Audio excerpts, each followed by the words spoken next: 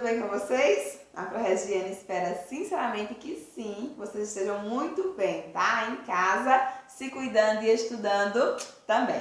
Hoje nós vamos falar sobre a Revolução Industrial. Ó, que tema show! Então vocês precisam sempre, né, estar informados, né, ligados aí sobre Revolução Industrial, porque a Pro sempre fala, sempre faz referência aqui a esse momento da história. Eu quero lembrar também que nos assuntos anteriores que a gente estava trabalhando, né, revoluções inglesas, colonização aqui da América do Norte, eu sempre estava falando para vocês que tinha relação com esse movimento da Revolução Industrial. Na verdade, tem a ver com a introdução, né, com esse começo, com esse início. Até porque a gente tem aí, né, a Inglaterra saindo como pioneira nesse processo de Revolução Industrial. Tudo isso, né, ligado ao processo de revolução que aconteceu aí, ó, muito tempo antes, mas que acaba, né, deixando ela bem à frente dos demais países aí da Europa. Então fiquem agora com a explicação sobre esse ponto aqui da Revolução Industrial, que é essencial para vocês, tá bom, turminha?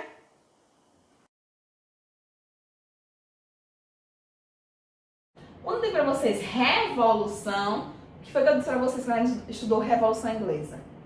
É aquilo, turma, que não é o que a gente diz uma reforma. Então a gente não pegou algo que já estava ali e modificou alguns pontos. Não, a gente revolucionou, ou seja, destruiu tudo e começou da base, né, do início.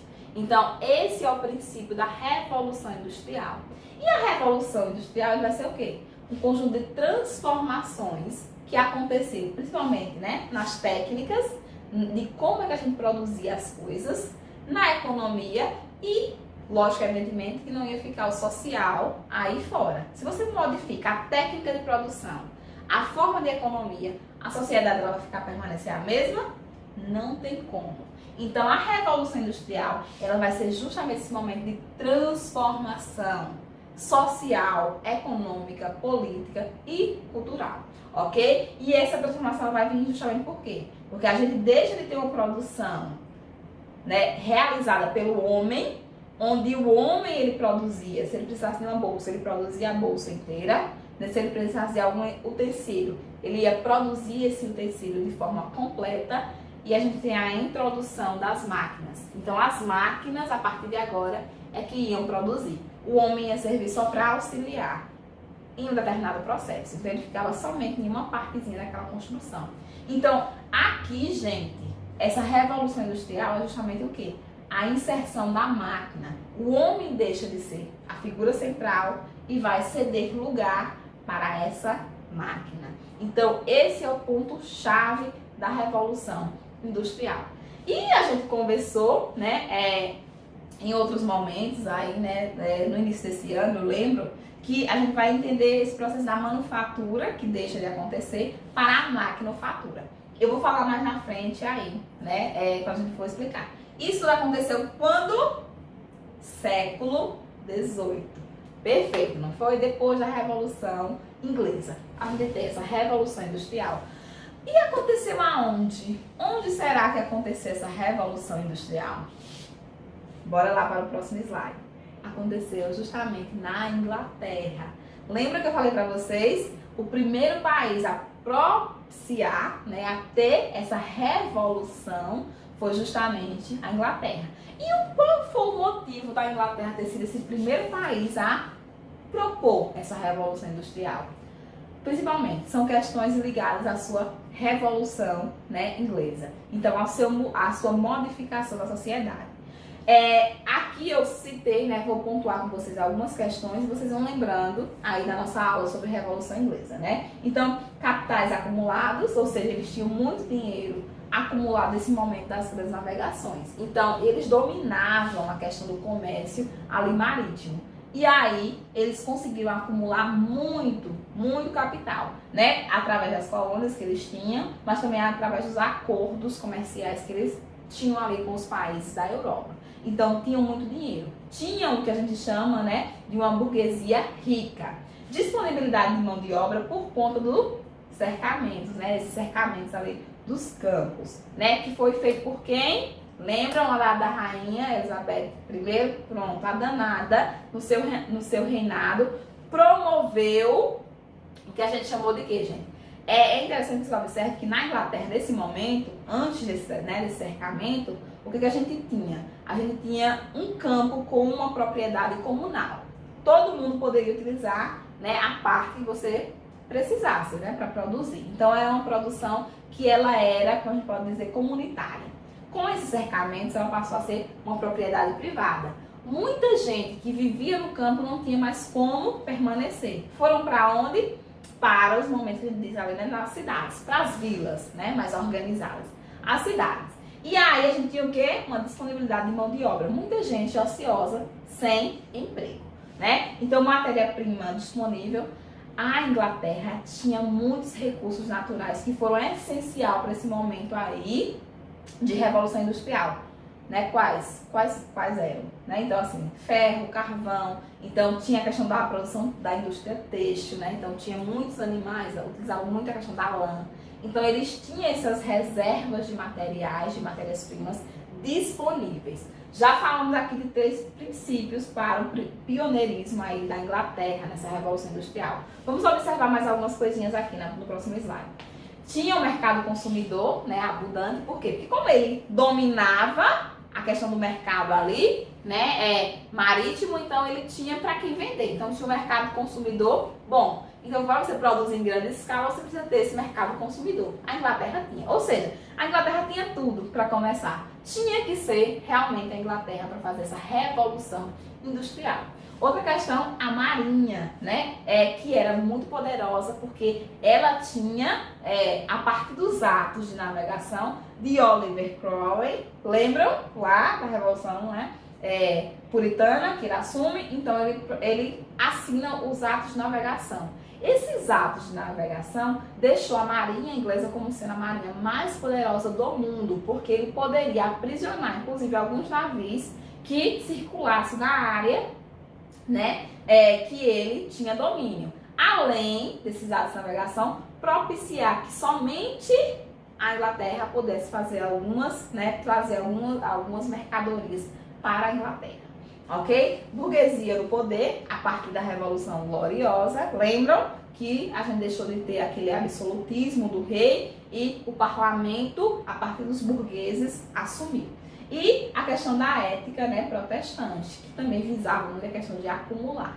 Né? Então, vamos acumular, era como princípio básico. Então, isso tudo vai ser as causas para acontecer a Revolução Industrial primeiro, aí na Inglaterra. O livro de vocês foca muito, por isso que eu trouxe todos os princípios. Vamos agora observar uma síntesezinha que eu fiz. Controle do campo, então as pessoas foram para a cidade.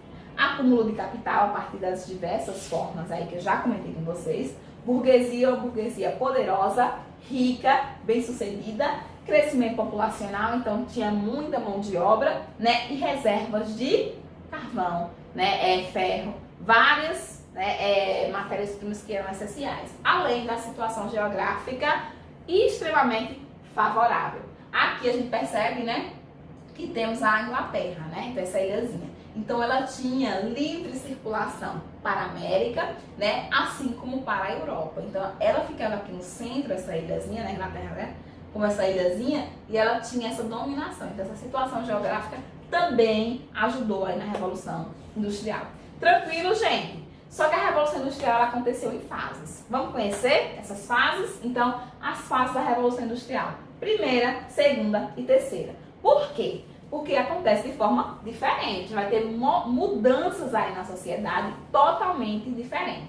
Primeira fase é a invenção da máquina, né, a vapor, a utilização do carvão. Então, a fonte aí, né, para a produção dessa indústria era o carvão. E aqui a gente tinha, né, a maquinofatura. O homem ainda trabalhava aquela revolução de tempos modernos, aquele filme lá, né, de Charlie Chaplin, que eu sempre falo para vocês. É aquele momento em que todo mundo está passando por uma transformação. Você saía do campo, de um modelo totalmente diferente e ingressava nessa revolução industrial. Olha a mudança aí, oitavo ano. E a gente tinha, isso acontece, né, no século XVIII. Já no século XIX, né, no finalzinho do século XIX, a gente entra na segunda fase. Aqui a gente tem a eletricidade. As máquinas não eram mais a vapor. Agora a gente já tinha a questão da eletricidade, né? Quem era o principal, a principal fonte de energia? O carvão, né? A partir da fundição do aço, né? E também a questão das tecnologias aí da comunicação. Então a gente já começava aí a criar algumas formas, né? O rádio, algumas tecnologias que ajudavam nessa comunicação. Terceira fase, a gente tem de 1970 aos dias atuais. Qual é a grande característica, turma? A questão da produção tecnológica digital. Os satélites, né? A invenção da internet. Então, essa é a nossa terceira fase, a revolução digital. Vou comentar agora rapidinho com vocês, que eu já fiz isso aqui, então é só para pontuar algumas questõezinhas. Aqui a gente tem o quê? Mudança totalmente, né? Da sociedade, da forma como a sociedade se organiza. Então, expansão das indústrias, né? O progresso técnico e científico e a introdução das máquinas. Então, aqui é aquilo que eu disse para vocês desde o início. Nós deixamos de ter um homem produzindo tudo e a máquina ia fazer isso. Essa substituição acontece nesse primeiro momento, nessa primeira fase. Aqui a gente tem a invenção da máquina de fiar, do tear mecânico e da máquina a vapor. Aquelas máquinas, gente, que eram o quê? Mais rudimentar, né? Não tinha aquela tecnologia que a gente tem hoje nessas máquinas. Então, eram as primeiras máquinas. E a gente sai do quê? Da manufatura para a maquinofatura. Vamos descobrir o que é isso? Bora lá. Próximo slide a gente vai trabalhar isso direitinho. Manufatura, maquinofatura. O nome está dizendo, né? Manufatura, as mãos produziam. Maquinofatura, as máquinas faziam essa produção. Unidade de produção, aonde era? Na manufatura, oficinas. Na maquinofatura, fábricas, né? Onde era produzido. Produção em pequena escala, porque o homem ele não conseguia produzir, né? Nessa grande quantidade. Em contrapartida, na maquinofatura, se consegue essa produção em larga escala. Aqui a gente tem o quê? Né? O predomínio do trabalho manual. O homem fazia tudo. Aqui a máquina realizava esse trabalho.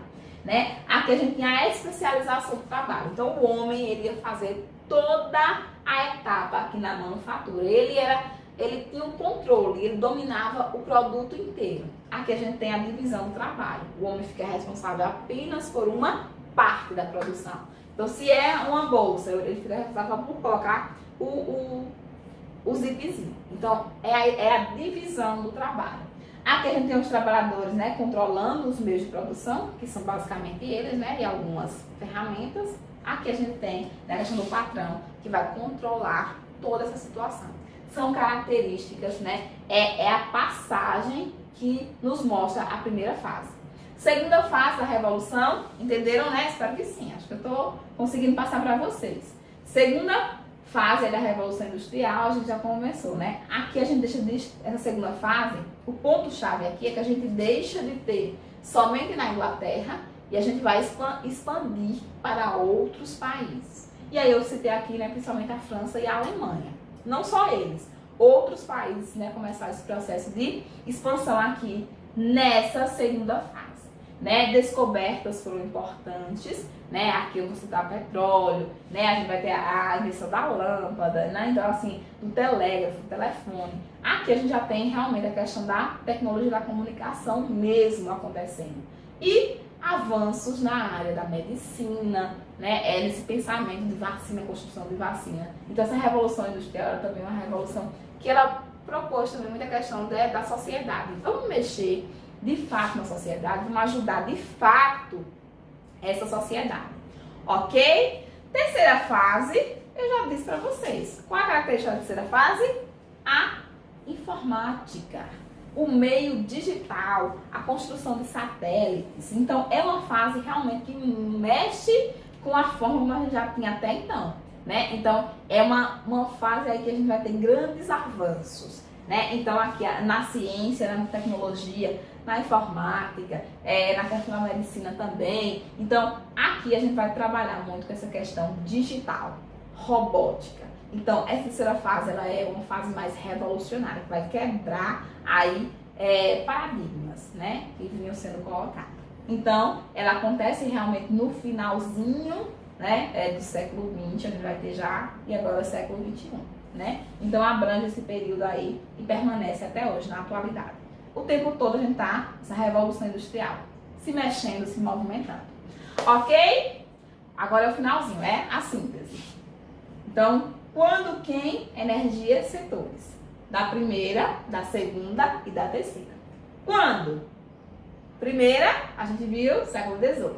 Segunda, século XIX, né? Já falando do século XIX, século XX. Aqui, meados do século XX, lá no finalzinho, século XXI. Quem? Inglaterra, na primeira.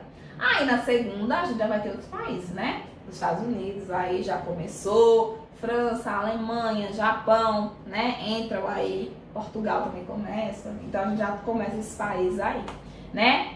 E na terceira, a gente vai ter os Estados Unidos também e o Japão. Outra questão aqui a gente já vai ter todos os países da Europa, né? Ásia também sendo colocado. Energia. Carvão, mineral, a gente começa com carvão, mineral, né? Uma energia pesada, extremamente poluente. Depois a gente vai para o petróleo, que também é pesado, né? Polui também muito. Mas a gente também já entra aí na hidrelétrica, né? Já tem a questão da produção da energia por uma outra questão. Aqui na terceira a gente vai utilizar muito a nuclear, mas ainda permanece a dependência do petróleo, né? Apesar deles tentarem fontes alternativas, energia renováveis, né? Biomassa e tudo mais, ainda permanece essa dependência. E setores, aqui a gente tinha mais a questão do têxtil, né? Da siderúrgica, por conta do vapor. Aqui a gente já tem a petroquímica, né? O automobilismo, né? A metalurgia, na segunda. Terceira, aeroespacial, né? Transporte. Vamos ter a questão do poetismo, que a gente vai ver lá na frente, mas é uma especificação, né? Maior.